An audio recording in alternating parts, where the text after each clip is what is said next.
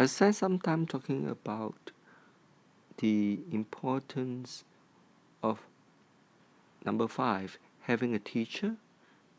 Number 6, taking refuge in the Buddha, the Dhamma, and the Sangha. Number 7, understanding compassion. And number 8, repentance is important as a practice.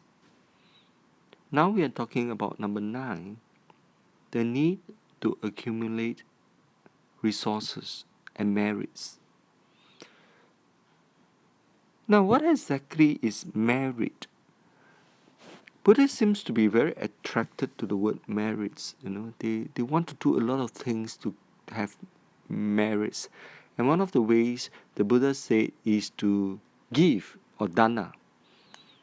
In fact, in Theravada, some of them are so obsessive about getting merits for themselves, that they have a systematic way to collect merits, as if it is like an ATM machine. You can draw your merits and accumulate your merits like a bank.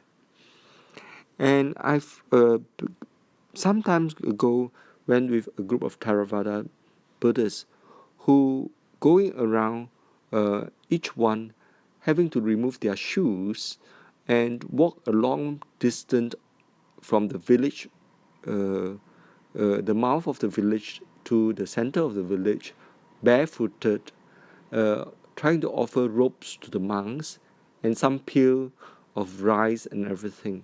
And they want to carry that all the way, and everybody was jeering and shouting and saying that is a good merits collecting exercise. Well, nothing wrong with that. If people really have the faith to do such thing, I think I see the devotion, and it is a good practice. But I also see a lot of glass, broken glass, broken bottles on the floor. And I tell myself that they are going to a village in India. And if they get caught and subsequently have typhoid or have an infection, who's going to bear the cost of all that suffering? This merits collecting exercise is actually quite mindless and quite dangerous. And what is the merit whether you wear shoes or you don't wear shoes? If you protect yourself from sickness by wearing shoes, I don't see why not. I'm not asking you to wear Prada, okay, but at least have proper shoe wear to protect yourself from the broken glass or the broken nails on the floor. It's not like walking through fire in order to give offering, and that become more merits if you take off your shoe. I don't understand that logic. I'm sorry, I don't understand how that merits can multiply by how many times, which the person who organized say that. And to me, it's like, it goes against my practice. But anyways, if they want to practice, and I'm sure they have good faith, and I'm sure they will not be cut by grass and everything. And if you got cut by grass, it's because you have lousy faith and you have, I don't know. But those are not my department. The other thing is actually about animal liberation. I see many people paying in animal liberation, and they want to buy animals that is going to be eaten or going to be slaughtered for food to release in the wild. On one hand, it sounds like a good thing to do, but on the other hand, it's very good if you are doing it in the village where animals are actually caught from the wild and you return it back to the wild. But now you're buying farmed animal who doesn't have the ability to live on their own. They are hand fed, and you expect them to live in the wild. And I've seen so many people throwing mud crabs. Mud crabs are green color crabs, okay, into the deep sea, and expect the mud crab to survive. And the worst is, some of them don't even cut the string that bounds the claw of the crab, because they were afraid that the crab will bite them if they cut the string. And then they throw the crab into the sea and expect the crab will survive, and all of them either die because you have bound their hands, or it is not even the right environment. The next thing I heard is that, people buy grasshopper and release.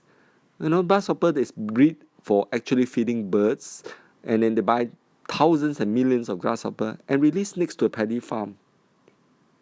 I'm sure the paddy farmer are going to be very happy with you. There are people who release poisonous snakes into the jungle, and actually not really a jungle. It is a walking track for people who are doing mountain climbing, and then those snakes will be, as usual, they are not caught from the wild, they are from the farm, they have no ways to survive, and then they go around the road and then they frighten the person, bite, or they get killed or get murdered by the next person. So animal liberators are really, really merit collecting exercises that people think that they can do, but instead they actually commit murder. So then what are we talking about when we're talking about accumulation of merits? There are so many easy ways to accumulate merits. Of course, a lot of people like to do physical action. Please help the people who needs help. Don't force an old woman who doesn't want to cross the road just because you want to help her cross the road. Help somebody. There are lots of people you see every day who needs help. There are people who are lost on the street. There are people who fell. There are people who seems to need help, who needs a space to sit. Just give up your seat. Just be kind, just be nice, just be normal. If you have extra income, give it to charity. Give it to a good charity. Don't give it to somebody who's ultimately going to cheat you of the money and do funny things with your money. Give it to a good, organized charity that actually have accountability, transparency, and is responsible for your money. If you can't do that, then look at somebody who needs help. Go and look at who's where in the hawker center, who is eating what, and offer a free meal to somebody who needs food but don't have money to buy. Or you can offer to even clean the table after you finish eating rather than leaving behind a mess for people to clean.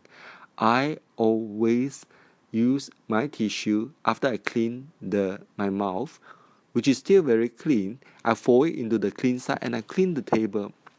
I will clean as much as I can and take that piece of tissue and throw it into the dustbin, right?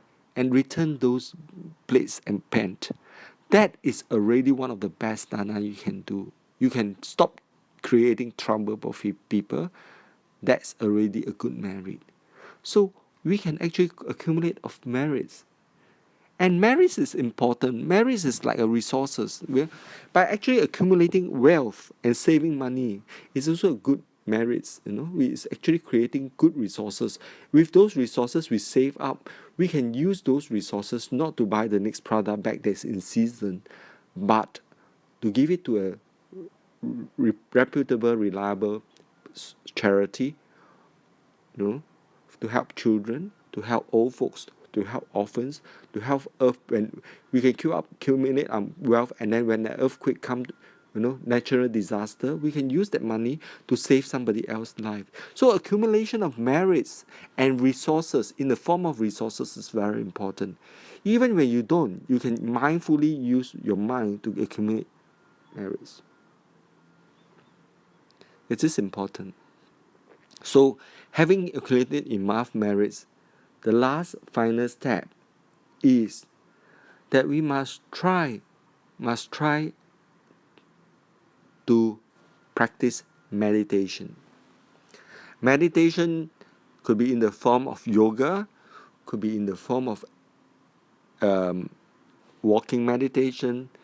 Okay, in fact, chanting is a form of meditation. Although a lot of people think that chanting is a form of accumulating merits, I'm sorry, there's no merits in chanting. You actually chant because you need to calm your mind, rather than the Buddha needs to hear your voice. Okay, a lot of people get it wrong. When we meditate, we didn't meditate for anybody else except us. Meditation is a form of practice that we tame our mind, we calm our mind, we make our mind softer, we let ourselves reflect on all the earlier 9 points that I've talked about.